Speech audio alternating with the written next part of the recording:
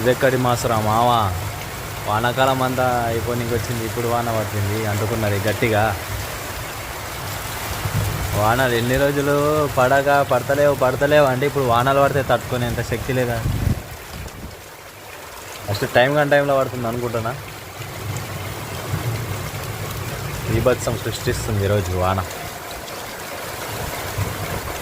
ఈ ఏరియాలో కూడా వాన పడుతుందే ఫ్రెండ్స్.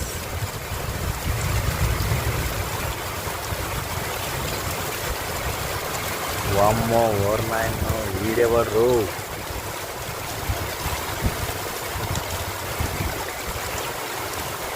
ఇక్కడ చూడు ఆకాశం కూడా కనిపిస్తలేదు.